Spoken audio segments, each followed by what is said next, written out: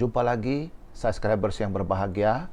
Kita ketemu untuk memenuhi beberapa permintaan dari para subscribers. Akhir-akhir ini kita dapat berita bahwa ada konfirmasi dari pemerintah tentang pemberantasan mafia tanah. Di video-video yang lalu saya sudah berbicara banyak tentang mafia tanah. Mafia tanah itu memang sebenarnya bukan hanya terjadi sekarang, tapi sudah terjadi dari zaman dulu-dulu sudah ada. Bahkan di sejumlah negara pun ada yang namanya mafia tanah. Tapi kita akan berbicara dari aspek hukum.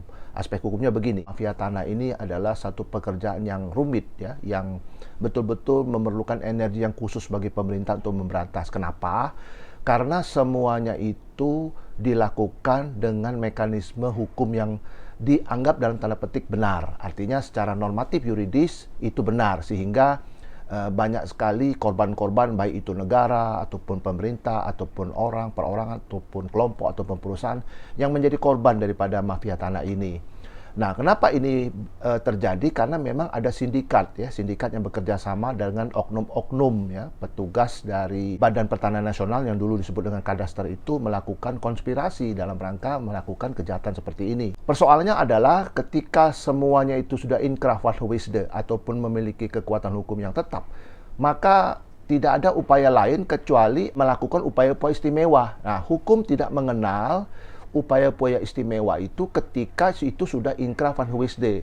Hanya saja ada jalan satu yang bisa ditempuh adalah menggunakan yang disebut dengan eksaminasi ataupun yang disebut dengan pemeriksaan secara tuntas, due diligence terhadap apa yang sudah diputuskan melalui mekanisme yudisial tadi. Nah, saya akan berbicara dari titik poin hukum. Sekarang saya akan ngomong bahwa hukum itu ada 3 tujuannya seperti saya ucapkan berkali-kali dalam video-video yang lalu, yaitu untuk kepastian, yang kedua untuk yang disebut dengan keadilan, dan juga yang disebut dengan manfaat. Nah, kalau misalnya ada putusan hukum yang bersifat inkrah tadi tidak memenuhi 3 unsur ini, maka ini tidak ada guna putusan hukum itu. Ini yang saya sebut dengan adanya proses eksaminasi yang secara khusus diperiksa untuk melihat adanya gejala-gejala apakah ini ada praktek-praktek cacat hukum di dalam proses hukum tadi ya. Di dalam hukum ada 4 azas yang kita kenal yang tidak boleh terjadi. Ada duang, ada paksaan, ada dwaling, ada kehilapan. Yang ketiga ada bedroh, ada tipu muslihat.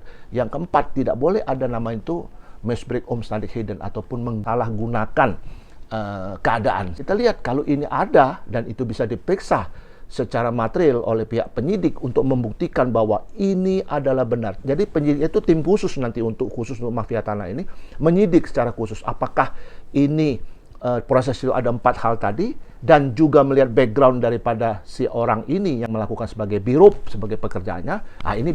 Ini boleh diproses sebagaimana yang saya tahu. Apabila nanti ditemukan ada unsur-unsur false hate ataupun pemalsuan, maka kita boleh katakan bahwa ini adalah cacat hukum, sehingga bisa dapat diuji kembali untuk membatalkan putusan-putusan yang bersifat inkrah tadi. Nah, ini yang saya mau sampaikan. Mudah-mudahan ya niat baik pemerintah untuk menegakkan keadilan ini mendapat sambutan bagi kita semua.